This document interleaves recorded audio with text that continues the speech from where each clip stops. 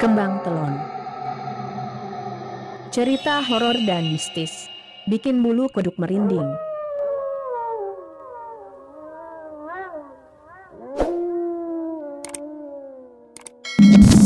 Assalamualaikum warahmatullahi wabarakatuh. Salam rahayu. Dumateng para kadang-kadang ingkang kawula tresnani keparenga ing dalu menika Kembang Telon hadir di tengah-tengah para pecinta misteri. Tentunya kali ini dulur tetap menyambung materi yang kemarin kita bahas tentang gaib. Untuk malam ini dulur kita bahas tentang tuyul ya. Gaib yang satu ini dulur sangat terkesan sekali karena apa? Dia kerja keras mencari uang itu demi kebutuhan juragannya. Oke dulur, sebelum saya membahas sampai selesai pada tayangan Kembang Telon malam hari ini, tentunya jangan lupa bantu subscribe, like, share, and comment pada tayangan Kembang Telon. Saksikan sampai habis dulur agar tidak salah paham memahami apa yang kami sampaikan. Hari ini kita bahas tentang tuyul, yaitu sangat berhubungan sekali dengan yang namanya apa ini dulur, yaitu dengan uang.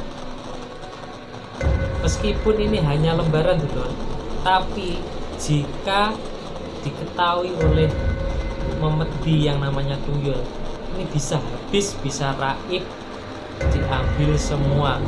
Untuk siapa? Sebenarnya tuyul bukan untuk diri sendiri, tapi untuk majikan atau juragannya. Dia bekerja untuk majikan atau juragan. Jadi dulur, tuyul itu adalah makhluk halus yang berwujud anak kecil yang dipelihara oleh seseorang agar dapat membantu mengumpulkan kekayaan dengan cara mencuri milik orang lain, terutama berupa uang. Jadi sebagai imbalannya, tuyul itu minta diasuh oleh juragan atau majikannya.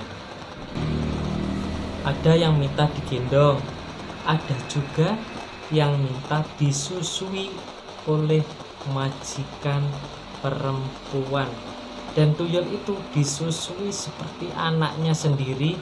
Lantas dengan cara itulah kemudian tuyul bekerja dengan majikan. Sasaran pencurian biasanya tuyul itu suka mencuri di tempat-tempat keramaian, di tempat-tempat pedagang-pedagang. Sasaran pencurian terutama biasanya di tempat pedagang-pedagang yang berjualan di pasar, atau bahkan di tempat-tempat ramai yang digunakan oleh para penjual bebas, penjual berbagai macam makanan, atau bahkan penjual-penjual toko-toko yang ramai. Nah, kalau biasanya di desa itu sering terjadi kehilangan uang, dan tidak hanya satu yang kehilangan, bahkan bisa lebih. Tetangga satu, kemudian tetangga yang lainnya itu juga merasa kehilangan. Apakah yang dipikirkan? Yaitu pasti ada kecurigaan terhadap tuyul, terhadap seseorang yang memelihara atau ngopeni tuyul. Nah dulur, biasanya orang-orang yang dituduh sebagai pemelihara atau ngomong tuyul biasanya orang-orang yang terasing dalam pergaulan bermasyarakat. Kemudian biasanya orang-orang yang memelihara tuyul itu kaya secara mendadak, tiba-tiba meledak, boom, langsung apapun semuanya dia punya. Namun dulur, dari sumber yang kami ketahui bahwa orang-orang yang memelihara tuyul itu mempunyai adat kebiasaan yang berbeda dengan orang pada umumnya. Biasanya orang tersebut agak menyimpang dari kebiasaan adat masyarakat di sekitarnya. Misalnya, sering memakai pakaian-pakaian kumal. Kemudian bisa juga tidurnya itu di lantai. Sedang makannya biasanya umbi-umbian atau jagung. Di samping mencari kekayaan atau istilah Jawanya golek pesugihan, dengan memelihara tuyul juga dengan memelihara makhluk halus lainnya, yaitu dengan memelihara makhluk halus yang satu ini dulur. Apa kalian tahu? Berbadan ular dan berkepala manusia. Dan berkepala apa dulur kira-kira? Yaitu sering disebut dengan blorong. Nah dulur, kalau tadi kita membahas makhluk yang bekerja keras demi majikannya, yaitu sosok tuyul, setiap hari bekerja mencari uang. Nah, kalau yang satu ini beda dengan perwujudan yang lebih mengerikan. Kalau istilahnya orang-orang menyebut itu siluman, berbadan ular, kepalanya manusia, yaitu blorong. Nah, kali ini dulur kita bahas sekalian tentang blorong. Jadi dulur, blorong itu membantu seseorang menjadikan kaya dengan cara meminta tumbal. Jadi tumbal yang dimaksud adalah imbalan kurban manusia dengan waktu tertentu. Biasanya orang-orang yang menjadi korban itu adalah orang-orang yang sering diberikan suatu barang. Bisa juga berwujud uang atau bahkan benda-benda lain. Namun bukan sembarang orang, hanya orang-orang yang memelihara blorong saja. Naasnya dulur, kalau perlu biasanya blorong itu lebih mencari korbannya itu si pemiliknya sendiri. Karena apa? Sulit mencari korban. Akhirnya yang memelihara sendiri itulah yang menjadi korban. Allah.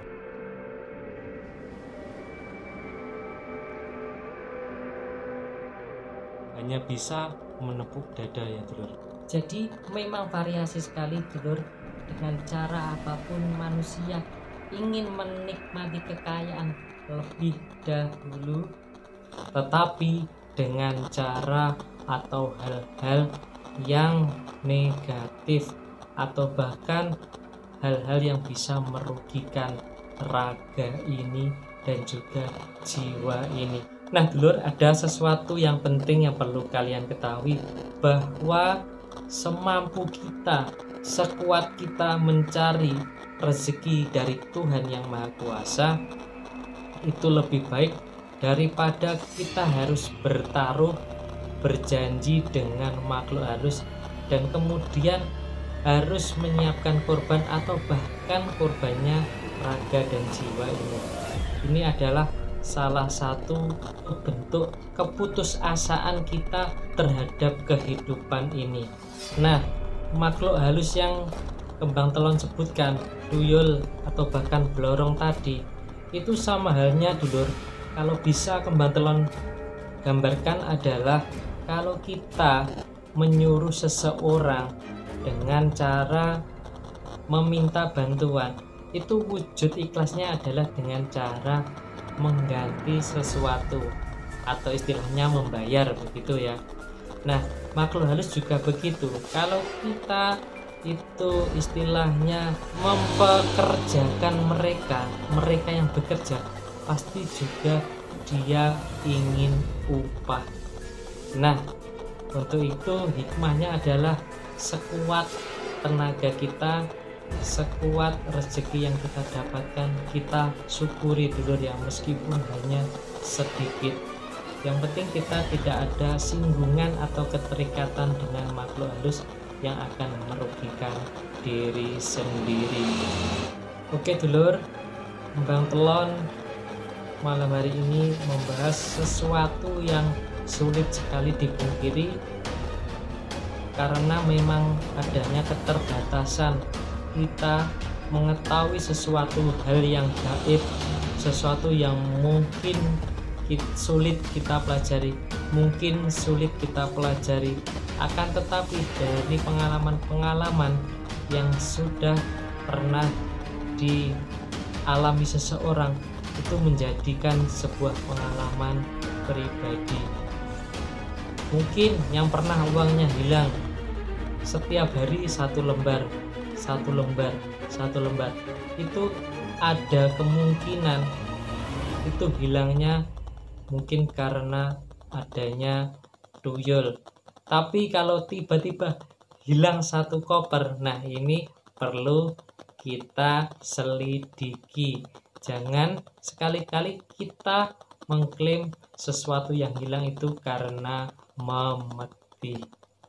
Kemudian dulur, kalau kita berbicara tentang blorong, karena tadi ada hubungannya dengan korban jiwa atau korban sebagai tumbal, ini kita harus positif. Tidak semua kematian itu sifatnya ada gangguan dari gaib. Itu kemungkinan ada faktor-faktor lain.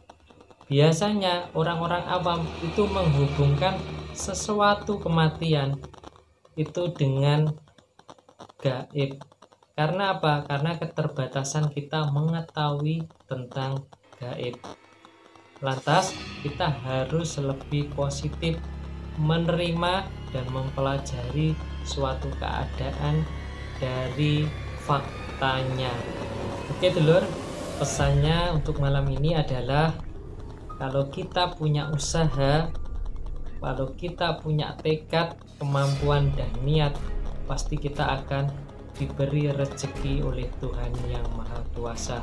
Dengan cara itulah, dengan cara yang halal, dengan cara berusaha semampu kita, maka rezeki yang kita dapatkan, rezeki yang masuk ke mulut ini adalah rezeki yang halal.